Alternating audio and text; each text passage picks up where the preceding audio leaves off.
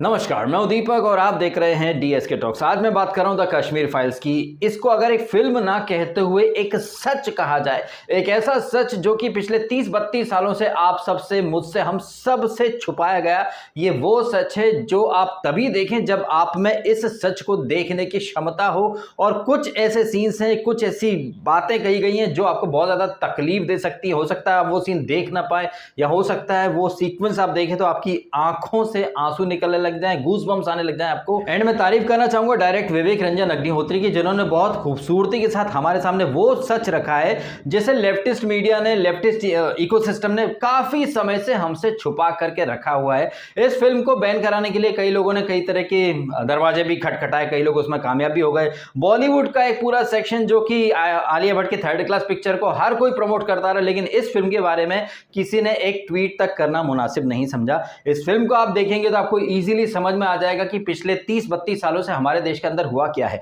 19 जनवरी 1990 की उस रात को कश्मीर में पुलिस भी थी, जुडिशरी भी थी, आर्मी भी थी, पूरा सिस्टम था, लेकिन सब के सब कहीं ना कहीं एकदम स्लीप मोड में चले गए। और जो आतंकवादी थे, जो जिन्हें कोई लोग जिहादी बोलते हैं, कोई फ्रीडम फाइटर्स बोलते हैं, जिस ब्रूटल और क्रूर अंदाज में ये लोग एक डायलॉग बोलते हैं, रलीफ तसलीफ गलीब, इसका मतलब, आई होप ये डायलॉग मैंने सही बोला है, इसका मतलब ये था कि कन्वर्ट हो जाओ, भाग जाओ, या फिर मरने के लिए तैयार हो जाओ। फिल्म के अंदर जिस हार्ड हिटिंग अंदाज में जो क्रूरता दिखाई गई है उन आतंकवादियों की, एक जो शारदा का जो किरदार निभा रही है, उनके पति को मार दिया जाता है और उनके पति का जब ब्लड बहता हुआ आता है उसी में चावल कुछ मिक्स है।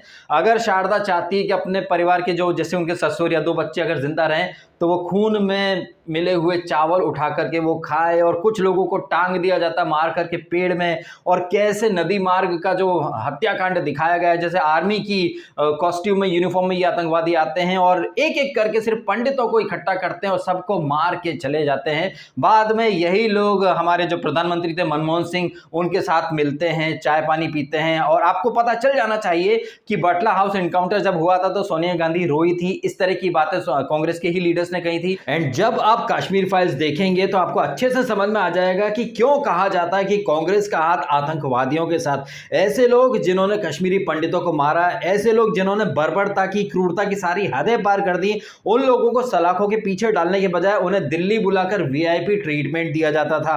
प्रधानमंत्री मनमोहन सिंह उनके साथ बैठ करके चाय पिया करते थे। सोनिया गांधी ऐसे लोगों को विक्टिमाइज्ड दिखाया करती थी। शेख अब्दुल्ला, महबूबा मुफ्ती, एक पूरी लॉबी है जिन्होंने हमेशा इन दहशतगर्दों को, गुनहगारों को बहुत ही मजलूम, सताया हुआ, मासूम दिखाया, जबकि ये कितने क्रूर हैं और कितने बड़े वाले क्रिमिनल्स हैं। इनको तो फांसी के फंदे पर, बीच चौराहे पर टांगा जाना चाहिए था, लेकिन उस समय की कांग्रेस सरकार ने इन्हें एक सेलिब्रिटी का, एक वीआईपी का दर्जा दे रखा था। आपको अब भी अगर ये सच समझ में नहीं आता है कि कौन देश के साथ था, देश के साथ है, कौन आतंकवादियों के साथ था, कौन था जिसने आतंकवादियों को हमेशा ही पनाह दी, आपको अभी भी अगर ये सच नहीं दिख रहा ना भाई साहब, तो पोगो देखो या कार्टून नेटवर्क देखो। ये बात मैं उन लोगों के लिए कह रहा हूं जो अक्सर मेरे वीडियो के नीचे आके कमेंट करते हैं देश की फिक्र है। इन्हें देश की कोई फिक्र नहीं है साहब। जिस तरह से इस फिल्म के अंदर वो जो बिट्टा है, जब वो कृष्णा का किरदार जाता है कश्मीर, तो ये बंदा जिसने कृष्णा के परिवार को गोलियों से भून डाला, वो कहता है कि कोई कश्मीरी पंडित नहीं मारा गया। और आप ये देख लीजिए कि उस बिट्टा की बातें,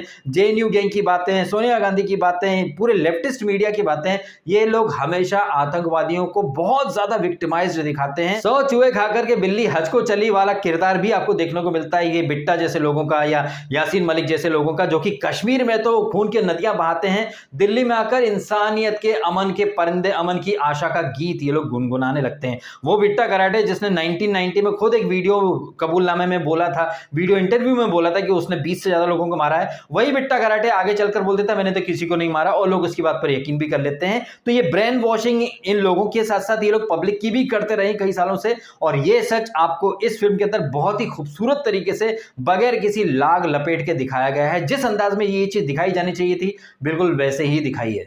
जब कश्मीर फाइल्स का ट्रेलर आया था तो मैंने उसका रिव्यू किया था। उस रिव्यू में मैंने एक पॉइंट बहुत जबरदस्त तरीके से हाईलाइट किया था कि हमने अभी रिसेंटली शाहीन बाग देखा, वहां लोगों ने अफवाह उड़ा दी कि डिपोर्ट कर दिया जाएगा, डॉक्यूमेंट मांगे जाएंगे, डॉक्यूमेंट नहीं होंगे तो आपको फेंक दिया जाएगा इंडिया के बाहर, जबकि ऐसा कुछ भी नहीं था। लेकिन आपने देखा कि ऐसे लोग जिनमें एजुकेशन बिल्कुल भी नहीं है, जो सिर्फ बहकावे में आ जाते हैं इजीली। कैसे वहां शाहीन बाग में मजमा जमा के बैठे रहे, कागज नहीं दिखाएंगे, कागज नहीं दिखाएंगे, हिंदुस्तान किसी के बाप का नहीं है। आपने सबने देखा किस तरह इन लोगों ने शाहीन बाग में एक नौटंकी इकट्ठी करके रखी थी। आप इमेजिन कीजिए, ये लोग जिन्हें सिर्फ एक झूठ बता दिया किसी ने, अफवाह फैला दी कि आपको निकाल दिया जाएगा, आपको अपनी जमीन से बेदखल कर दिया जाएगा, जबकि ऐसा कुछ होने वाला नहीं है, फिर भी ये लोग नौटंकी करते बैठ गए। इंसानियत की और मानवता की बात करने वाले बॉलीवुड के लिबरल्स भी वहां पर इकट्ठे हो गए और गाने बना दिए, कागज नहीं दिखाएंगे, कागज नहीं दिखाएंगे। इन सबके मुंह में दही जम जाता है जब कश्मीरी पंडितों के हक की बात होती है। उन्हें तो उन्हीं की जमीन से, उनके घर से बेदखल कर दिया गया, मार दिया गया, और किस अत्याचार और क्रूरता के साथ मारा गया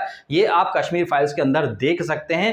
देखिएगा तभी जब आप में सच देखने की क्षमता हो। मैं ऑलरेडी देख रहा हूं कि एनडीटीवी हो या फिर जो लिबरल मीडिया है ऑलरेडी इस फिल्म को हाइपर नेशनलिज्म या फिर इस्लामोफोबिक सिनेमा बता रहे हैं, जबकि बड़ी आसानी से पिछले 70 सालों से आजादी के बाद का सिनेमा उठाकर देखें तो ऐसी बहुत सारी फिल्में हैं जिसमें एक आश्रम के साधु को, बाबा को अक्सर विलेन दिखाया जाता रहा, लेकिन तब किसी ने हिंदू फोबिक नहीं बोला। तो यह फिल्म नहीं, एक कड़वा सच है जो आपको पहली फुर्सत में देख लेना चाहिए।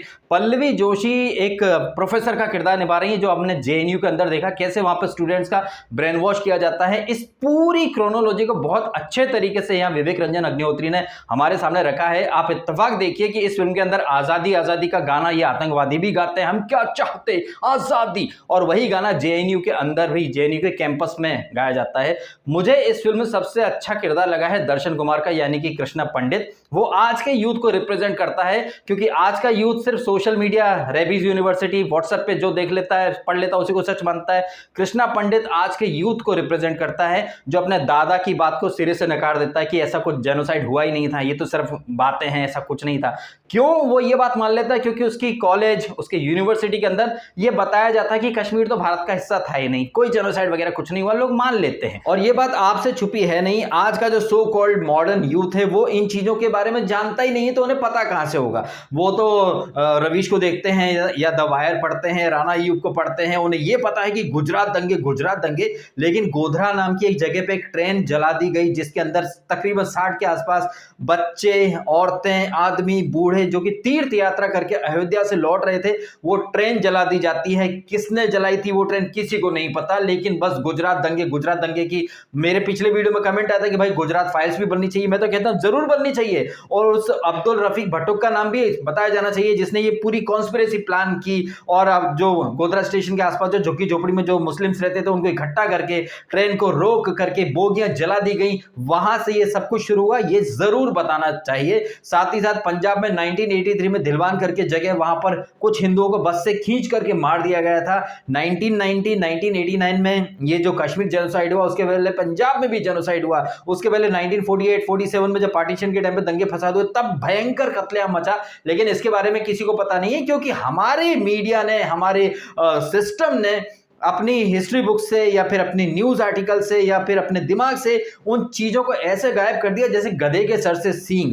आज लोगों को बस वही पता रहता है जो उन्हें बताया जाता है। ऐसे में ये जो फिल्म है ये आपको पहली फुर्सत में जरूर देखनी चाहिए। जिस कड़वी सच्चाई को जिस बढ़िया तरीके से यहां पर प्रस्तुत किया है एक सिनेमा के थ्रू, ये आपको बिल्कुल भी मिस नहीं करना चाहिए। एक ऐसा सच जो पिछले 32 सालों से हम लोगों से छुपाया गया है, वो सच आपको जरूर देखना चाहिए। अपने बच्चों को लेकर के जाएं, उन्हें दिखाएं। ऑल द ये फिल्म 18+ है, लेकिन आपके बच्चों को ये कड़वी सच्चाई जरूर बताइए कि आज के सोसाइटी के जो लिबरल्स हैं, जो मानवतावादी लोग हैं, या जो ह्यूमन राइट एक्टिविस्ट हैं, जो शाहीन बाग में मजमा लगाकर बैठ गए थे कि भाई हम किसी को उसकी जमीन से बेदखल नहीं होने देंगे, लेकिन कश्मीरी पंडितों को इंसाफ दिलाने के नाम पर इन सबके मुंह में दही जम जाता है। ये लोग गुजरात की बात जरूर करते हैं, लेकिन गोधरा को बड़े ही इजीली अवॉइड कर देते हैं, इग्नोर कर देते हैं, जैसे कि कुछ हुआ ही ना हो। तो आप देखिए कि कैसे एक मीडिया का लोग, बॉलीवुड के लोग, ये सारे के सारे लोग मिलकर आतंकवादियों के सपोर्ट में खड़े हो जाते हैं। अफजल हम शर्मिंदा है, तेरे कातिल जिंदा है, बुरहान वानी को फ्रीडम फाइटर बोल देते हैं, भटका हुआ नौजवान बोल देते हैं,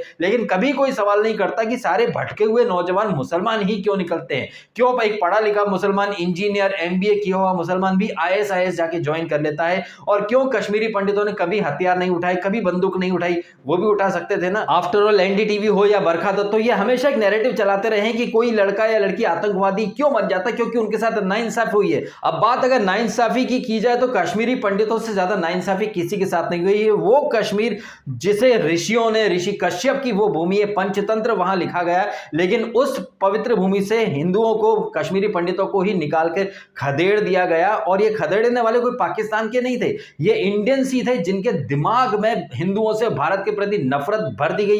ये JK, बेनजीर भुट्टो, पाकिस्तान ISI, इन सब की मिली भगत से कश्मीर के ऐसे लोग जो जाहिल थे, दो पैसे की अकल नहीं थी, या कुछ ऐसे लोग जो पढ़े लिखे थे लेकिन मदरसा छाप मेंटेलिटी थी, कैसे उन लोगों को भारत के खिलाफ भड़काया गया और कैसे ये कत्लेआम मचा, ये जरूर आपको देखना चाहिए। आई एम श्योर जब आप ये सच देखकर बाहर आएंगे आप रिग्रेट करेंगे कि यार इतना सब हो गया, आपको पता ही नहीं था। आपको पता कैसे चलेगा साहब? हमारे हिस्टोरियंस, हमारे मीडिया, सो कॉल्ड सच्चे पत्रकार सब मुंह में दही जमा करके बैठे रहे। खैर वैसे तो फिल्म बहुत अच्छी है लेकिन कुछ कमियां भी हैं, क्योंकि कोई भी चीज़ एकदम परफेक्ट नहीं होती, तो कुछ कमियां भी हाईलाइट कर देता हूं। जैसे कि डायरेक्शन और अच्छा हो सकता था। जैसे कि वो जो एक बच्चा, जो कृष्णा जो कि बच्चा दिखाया गया है, वो बार बार कैमरे में देखता है तो क्लियरली लग जाता है कि वो सीन इतना कन्विंसिंग नहीं है। प्लस ये जब जो आतंकवादी रहते हैं ये आर्मी की यूनिफॉर्म में आकर 24 पंडितों को इकट्ठा करते हैं, जहां पर वो कृष्णा और शिवा की माँ को बीच में से काट दिया जाता है, गोली मार दी जाती है, तो वो जितने जो कैरेक्टर्स हैं उनके चेहरे पर वो डर वगैरह दिख नहीं रहा था, और वो थोड़ा जो सीन था वो थोड़ा और अच्छा हो सकता था। खैर बाकी कास्ट के परफॉर्मेंस की बात करें तो पल्लवी जोशी, चिन्मय बहुत अच्छे अपने किरदार को उन्होंने निभाया है। दर्शन कुमार मुझे बहुत अच्छे लगे हैं। अनुपम खेर ने जिस डर को, जिस फ्रस्ट्रेशन को, जिस हताशा को, सिस्टम से जो हेल्प नहीं मिली, सारी चीजों को बखूबी उन्होंने निभाया है। मिथुन चक्रवर्ती, पुनीत इस्सर, अतुल श्रीवास्तव, इन्होंने अपने किरदार को अच्छे से निभाया है। मिथुन चक्रवर्ती की हताशा में देखने को मिलती है कि इतनी पावरफुल पोजीशन पे होने के बावजूद वो कुछ नहीं कर सकते हैं। उनकी आंखों के सामने कश्मीर में सब कुछ हो रहा है, उन्हें सेंटर से, स्टेट से, मीडिया से, जुडिशरी, कहीं से कोई मदद नहीं मिल रही है। और जो लोग पावर में थे जैसे कि स्टेट गवर्नमेंट के CM शेख अब्दुल्ला, वो तो कश्मीरी पंडितों की मदद करने के बजाय आतंकवादियों के पनाहगार बने हुए थे। अब आगे चल के आज की परिस्थिति में उनको कर्मा मिल रहा है तो लोग उनके प्रति सिंपैथी जता रहे हैं। वैसे उस समय सेंटर में राजीव गांधी थे हमारे इंडिया में, और पाकिस्तान में बेनजीर भुट्टो। अब आप इसे विधि का विधान कहें या कर्मा कहें कि दोनों का अंत एक ही जैसा हुआ। बेनजीर भुट्टो भी बॉम्ब ब्लास्ट में मारी गई और राजीव गांधी का जो अंत हुआ वो आप सबसे छुपा है नहीं, शरीर के टुकड़े टुकड़े हो गए थे, वो भी बॉम्ब ब्लास्ट में ही मारे गए थे। तो एक तरफ आप देखें कि हमारी जुडिशरी सिस्टम एकदम अंधा धृतराष्ट्र बना रहा, कहीं ना कहीं ऊपर वाले की लाठी जब ऐसी पड़ी तो बेनजीर भुट्टो और राजीव गांधी दोनों ही एक ही जैसी उन्हें मौत मिली है। तो ऊपर वाले ने कहीं ना कहीं अपने तरीके से चीजों का निराकरण और रिजल्ट दे ही दिया। हालांकि ये बात मैं चाहता तो अवॉइड कर सकता था, लेकिन बेनजीर भुट्टो का हमें यहाँ इस फिल्म के अंदर एक क्लिप दिखाई देता है। तो बेनजीर भुट्टो उस समय पाकिस्तान की हेड थी और राजीव गांधी इंडिया के हेड थे, दोनों का ही अंत एक ही जैसा हुआ। ये ऊपर वाले का एक इंसाफ का तरीका मैं मान सकता हूं। ये मेरा ओपिनियन हो सकता है भाई, आपके ओपिनियन अलग अलग हो सकते हैं, डेफिनेटली, ऑब्वियसली सबकी सोच अलग होती है, लेकिन मुझे ये कंपैरिजन या सिमिलैरिटी दिखाई दी तो मैंने यहां पर इसको हाईलाइट करने से मैं खुद को रोक नहीं पाया। ज्यादा नहीं, मैं बस इतना ही बोलूंगा आपसे कि जैसे ही आपको पहली फुर्सत मिले आप जाइए ये फिल्म देखिए। इस फिल्म का आप वेट मत कीजिए कि टीवी पर आएगी तब देख लेंगे, क्योंकि इस तरह की फिल्में आपका सपोर्ट डिजर्व करती हैं। बहुत सारी थर्ड क्लास फिल्मों के ऊपर आप एवं में जाके पैसे बर्बाद करके आ जाते हैं, जबकि इस तरह की जो फिल्म है ये आपका सपोर्ट डिजर्व करती है, क्योंकि बॉलीवुड से तो कोई इस फिल्म का सपोर्ट कर नहीं रहा है। इस उम्मीद के साथ ये वीडियो मैं खत्म करता हूं कि इस सच को देखकर लोगों की आंखों के आगे जो पर्दा पड़ा हुआ है वो हट जाना चाहिए। तो यही गुजारिश करूंगा कि जाइए इस फिल्म को देखिए और सपोर्ट कीजिए, और एक ऐसा सच जो पिछले 32 सालों से आप सबसे छुपा के रखा गया, उस सच को अपनी आंखों से देखकर आइए आप। उम्मीद करूंगा आपको ये वीडियो भी अच्छा लगा हो। वीडियो अच्छा लगा तो लाइक करें, कमेंट करें, शेयर करें और करें सब्सक्राइब DSK टॉक्स। यदि आपने नहीं किया तो आपने समय निकालकर ये वीडियो देखा, आपका बहुत बहुत धन्यवाद। Thank you so much.